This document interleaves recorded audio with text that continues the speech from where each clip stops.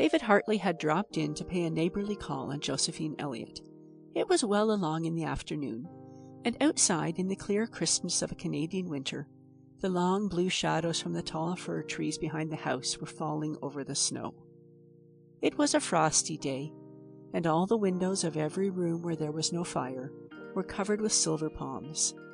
But the big, bright kitchen was warm and cozy, and somehow seemed to David more tempting than ever before, and that is saying a good deal. He had an uneasy feeling that he had stayed long enough and ought to go. Josephine was knitting at a long gray sock with doubly aggressive energy, and that was a sign that she was talked out. As long as Josephine had plenty to say, her plump white fingers, where her mother's wedding ring was lost in dimples, moved slowly among her needles. When conversation flagged, she fell to her work as furiously as if a husband and half a dozen sons were waiting for its completion. David often wondered in his secret soul what Josephine did with all the interminable gray socks she knitted.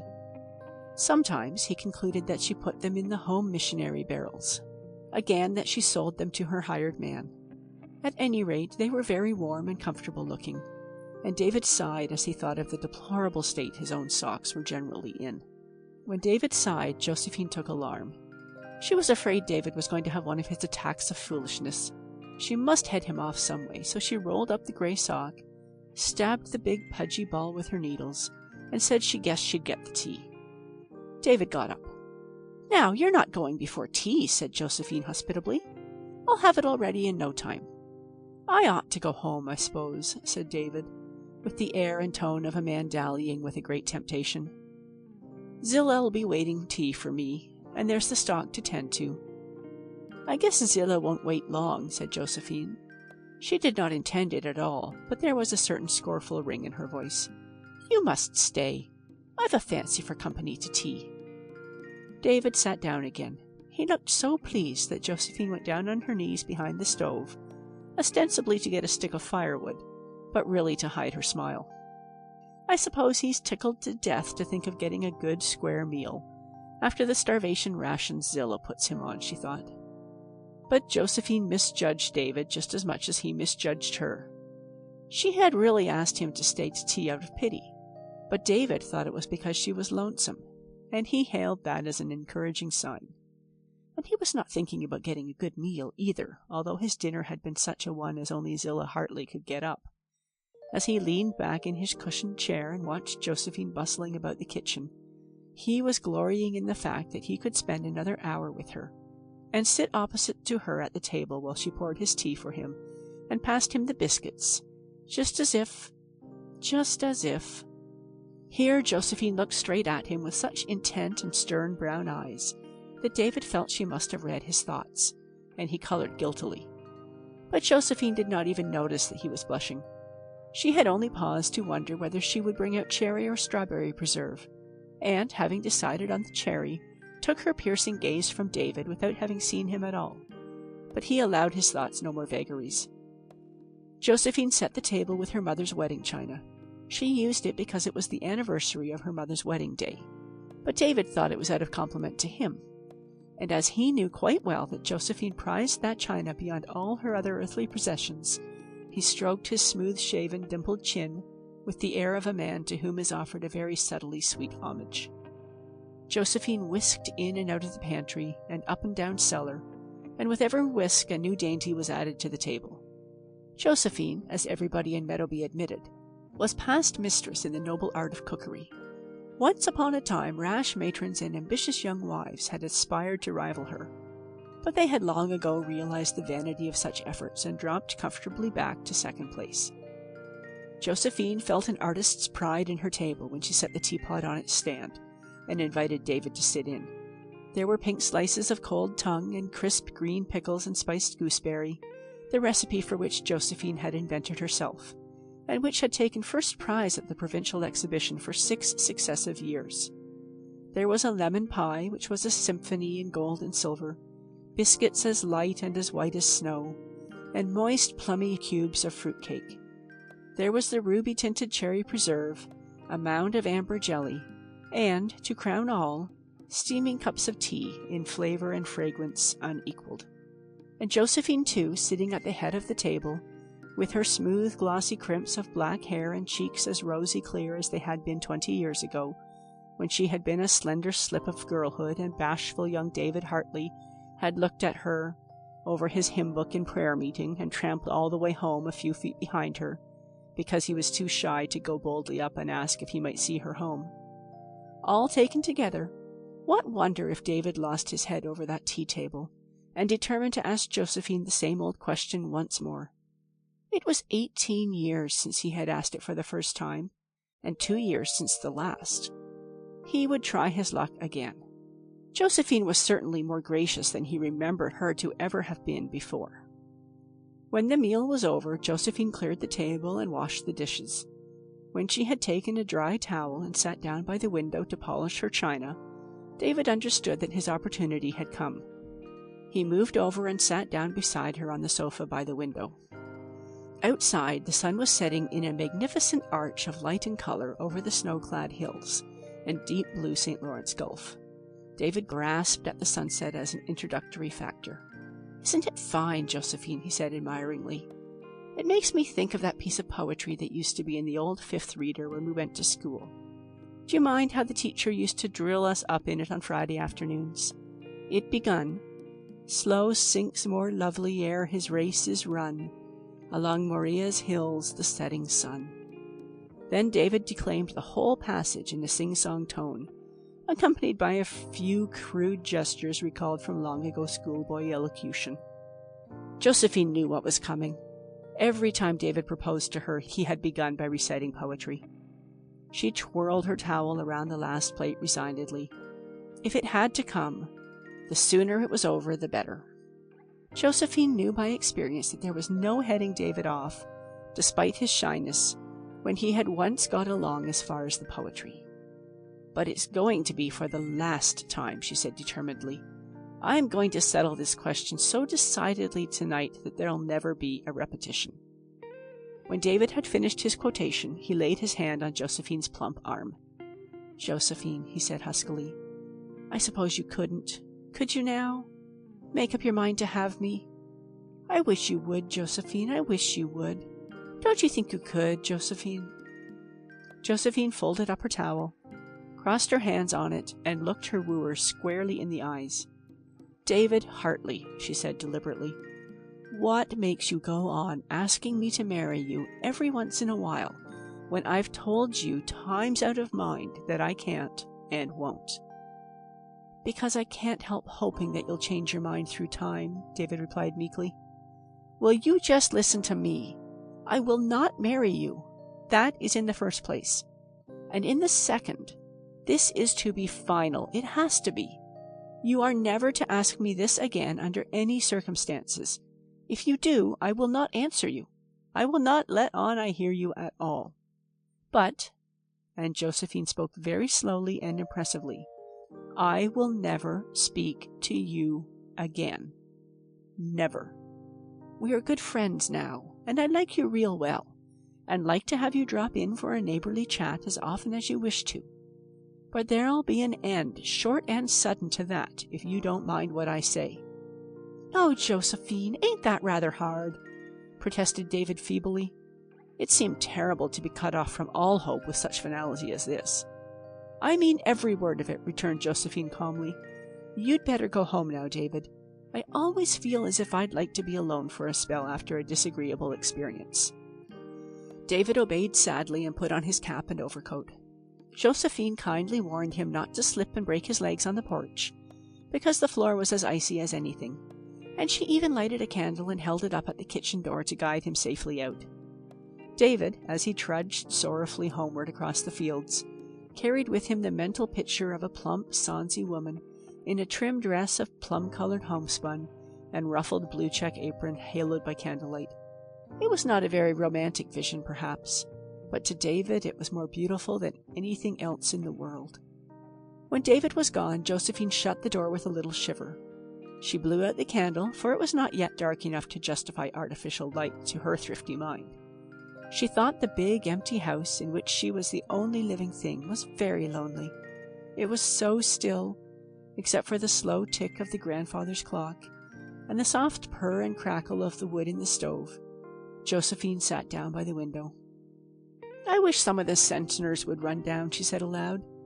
"If David hadn't been so ridiculous, I'd have got him to stay the evening. He can be good company when he likes. He's real well read and intelligent. And he must have dismal times at home there with nobody but Zillah." She looked across the yard to the little house at the other side of it, where her French-Canadian hired man lived, and watched the purple spiral of smoke from its chimney curling up against the crocus sky. Would she run over and see Mrs. Leon Poirier and her little black-eyed, brown-skinned baby? No, they never knew what to say to each other. "If 'twasn't so cold, I'd go up and see Ida," she said. "As it is, I guess I'd better fall back on my knitting. For I saw Jimmy Centner's toes sticking through his socks the other day. How set back poor David did look, to be sure. But I think I've settled that marrying notion of his once and for all, and I'm glad of it." She said the same thing next day to Mrs. Tom Centner, who had come down to help her pick her geese. They were at work in the kitchen with a big tub full of feathers between them, and on the table a row of dead birds, which Leon had killed and brought in. Josephine was enveloped in a shapeless print wrapper, and had an apron tied tightly around her head to keep the down out of her beautiful hair, of which she was rather proud. "What do you think, Ida?" she said, with a hearty laugh at the recollection. "David Hartley was here to tea last night and asked me to marry him again. There's a persistent man for you. I can't brag of ever having had many beaux, but I've certainly had my fair share of proposals." Mrs. Tom did not laugh. Her thin little face, with its faded prettiness, looked as if she never laughed. "Why won't you marry him?" she said fretfully. "Why should I?" retorted Josephine. "Tell me that, Ida Centner." "Because it is high time you were married," said Mrs. Tom decisively. "I don't believe in women living single, and I don't see what better you can do than take David Hartley." Josephine looked at her sister with the interested expression of a person who is trying to understand some mental attitude in another which is a standing puzzle to her. Ida's evident wish to see her married always amused Josephine. Ida had married very young, and for 15 years her life had been one of drudgery and ill health. Tom Centner was a lazy, shiftless fellow. He neglected his family and was drunk half his time. Meadowby people said that he beat his wife when on the spree, but Josephine did not believe that, because she did not think that Ida could keep from telling her if it were so. Ida Centner was not given to bearing her trials in silence. Had it not been for Josephine's assistance, Tom Centner's family would have stood an excellent chance of starvation. Josephine practically kept them, and her generosity never failed or stinted.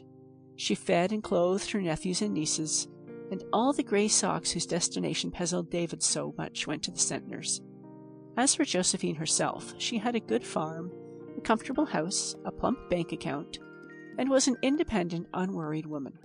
And yet, in the face of all this, Mrs. Tom Centner could bewail the fact that Josephine had no husband to look out for her.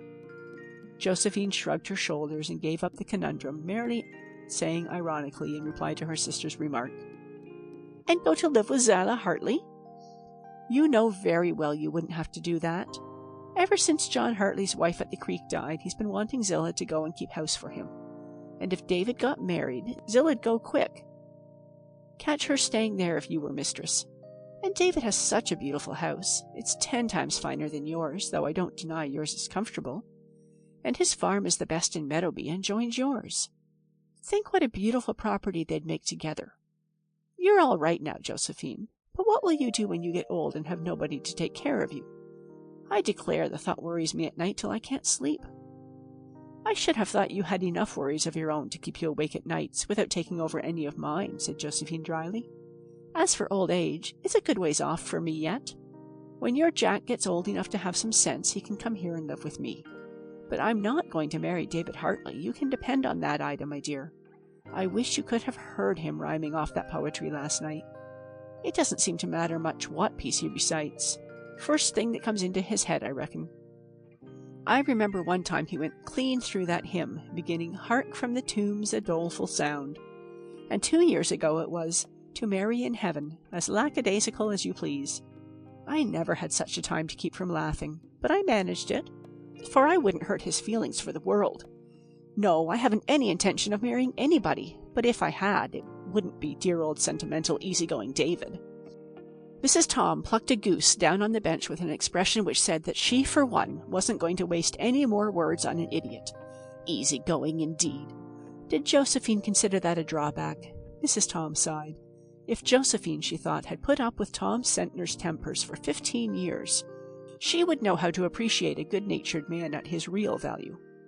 The cold snap which had set in on the day of David's call lasted and deepened for a week. On Saturday evening, when Mrs. Tom came down for a jug of cream, the mercury of the little thermometer thumping against Josephine's porch was below 0. The Gulf was no longer blue, but white with ice. Everything outdoors was crackling and snapping. Inside, Josephine had kept roaring fires all through the house, but the only place really warm was the kitchen. "Wrap your head up well, Ida," she said anxiously when Mrs. Tom rose to go. "You've got a bad cold." "There's a cold going," said Mrs. Tom. "Everyone has it. David Hartley was up at our place today barking terrible, a real churchyard cough, as I told him. He never takes any care of himself. He said Zillah had a bad cold too. Won't she be cranky while it lasts?" Josephine sat up late that night to keep the fires on. She finally went to bed in the little room opposite the big hall stove, and she slept at once and dreamed that the thumps of the thermometer flapping in the wind against the wall outside grew louder and more insistent until they woke her up. Someone was pounding on the porch door. Josephine sprang out of bed and hurried on her wrapper and felt shoes. She had no doubt that some of the Sentners were sick. They had a habit of getting sick at about that time of night. She hurried out and opened the door, expecting to see hulking Tom Sentner, or perhaps Ida herself, big-eyed and hysterical. But David Hartley stood there, panting for breath. The clear moonlight showed that he had no overcoat on, and he was coughing hard. Josephine, before she spoke a word, clutched him by the arm and pulled him in out of the wind. "For pity's sake, David Hartley, what is the matter?" "Zillah's awful sick," he gasped. "I came here because 'twas nearest. Oh, won't you come over, Josephine? I've got to go for the doctor, and I can't leave her alone. She's suffering dreadful. I know you and her ain't on good terms, but you'll come, won't you?"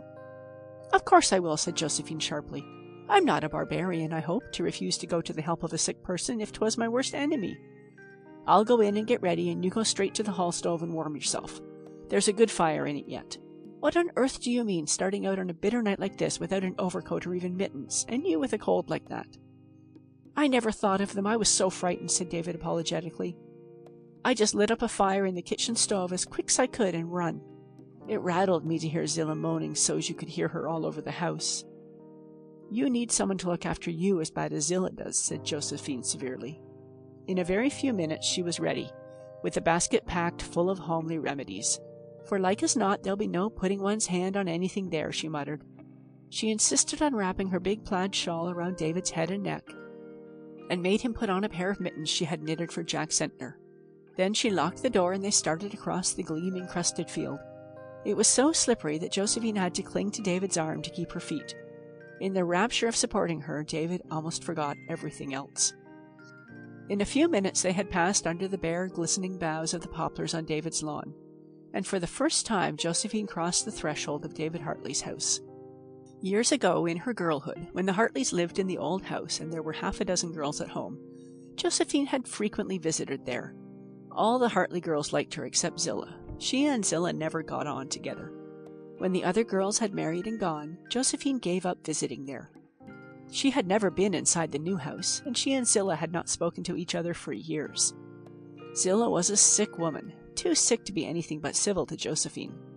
David started at once for the doctor at the creek, and Josephine saw that he was well wrapped up before she let him go. Then she mixed up a mustard plaster for Zillah and sat down by the bedside to wait. When Mrs. Tom Sentner came down the next day, she found Josephine busy making flaxseed poultices, with her lips set in a line that betokened she had made up her mind to some disagreeable course of duty. "Zillah has got pneumonia bad," she said in reply to Mrs. Tom's inquiries. "The doctor is here and Mary Bell from the creek. She'll wait on Zillah, but there'll have to be another woman here to see to the work. I reckon I'll stay. I suppose it's my duty, and I don't see who else could be got. You can send Mamie and Jack down to stay at my house until I can go back. I'll run over every day and keep an eye on things." At the end of a week, Zillah was out of danger. Saturday afternoon, Josephine went over home to see how Mamie and Jack were getting on. She found Mrs. Tom there, and the latter promptly dispatched Jack and Mamie to the post office that she might have an opportunity to hear Josephine's news. "I've had an awful week of it, Ida," said Josephine solemnly, as she sat down by the stove and put her feet up on the glowing hearth. "I suppose Zillah is pretty cranky to wait on," said Mrs. Tom sympathetically. "Oh, it isn't Zillah. Mary Bell looks after her. No, it's the house. I've never lived in such a place of dust and disorder in my born days. I'm sorrier for David Hartley than I ever was for anyone before." "I suppose he's used to it," said Mrs. Tom with a shrug. "I don't see how anyone could ever get used to it," groaned Josephine. "And David used to be so particular when he was a boy. The minute I went there the other night, I took in that kitchen with a look. I don't believe the paint has even been washed since the house was built. I honestly don't. And I wouldn't like to be called upon to swear when the floor was scrubbed either. The corners were just full of rolls of dust. You could have shoveled it out. I swept it out the next day, and I thought I'd be choked. As for the pantry, well, the less said about that, the better. And it's the same all through the house. You could write your name on everything. I couldn't so much as clean up. Zillah was so sick there couldn't be a bit of noise made. I did manage to sweep and dust, and I cleaned out the pantry. And, of course, I saw that the meals were nice and well cooked. You should have seen David's face. He looked as if he couldn't get used to having things clean and tasty. I darned his socks. He hadn't a whole pair to his name. And I've done everything I could to give him a little comfort. Not that I could do much. If Zillah heard me moving round, she'd send Mary Bell out to ask what the matter was. When I wanted to go upstairs, I'd have to take off my shoes and tiptoe up on my stocking feet, so she wouldn't know it. And I'll have to stay there another fortnight yet. Zillah won't be able to sit up till then. I don't really know if I can stand it without falling to and scrubbing the house from garret to cellar in spite of her." Mrs. Tom Sentner did not say much to Josephine. To herself, she said complacently, "She's sorry for David. Well, I've always heard that pity was akin to love. We'll see what comes of this." Josephine did manage to live through that fortnight. One morning she remarked to David at the breakfast table, "Well, I think that Mary Bell will be able to attend to the work after today, David. I guess I'll go home tonight." David's face clouded over. "Well, I suppose we oughtn't keep you any longer, Josephine. I'm sure it's been awful good of you to stay this long. I don't know what we'd have done without you." "You're welcome," said Josephine shortly. "Don't go for to walk home," said David. "The snow is too deep. I'll drive you over when you want to go." "I'll not go before the evening," said Josephine slowly. David went out to his work gloomily. For 3 weeks he had been living in comfort. His wants were carefully attended to, his meals were well cooked and served, and everything was bright and clean. And more than all, Josephine had been there, with her cheerful smile and companionable ways. Well, it was all ended now. Josephine sat at the breakfast table long after David had gone out. She scowled at the sugar bowl and shook her head savagely at the teapot. "I'll have to do it," she said at last. "I'm so sorry for him that I can't do anything else." She got up and went to the window, looking across the snowy field to her own home, nestled between the grove of firs and the orchard. "It's awful snug and comfortable," she said regretfully, "and I've always felt set on being free and independent, but it's no use. I'd never have a minute's peace of mind again thinking of David living here in dirt and disorder, and him being so particular and tidy by nature. No, it's my duty, plain and clear, to come here and make things pleasant for him. The pointing of Providence, as you might say. The worst of it is, I'll have to tell him so myself. He'll never dare to mention the subject again after what I said to him that night he proposed last. I wish I hadn't been so dreadful emphatic. Now I've got to say it myself, if it is ever said. But I'll not begin by quoting poetry, that's one thing sure." Josephine threw back her head, crowned with its shining braids of jet-black hair, and laughed heartily. She bustled back to the stove and poked up the fire. "I'll have a bit of corned beef and cabbage for dinner," she said, "and I'll make David that pudding he's so fond of. After all, it's kind of nice to have someone to plan and think for. It always did seem like a waste of energy to fuss over cooking things when there was nobody but myself to eat them." Josephine sang over her work all day, and David went about his with the face of a man who is going to the gallows without benefit of clergy.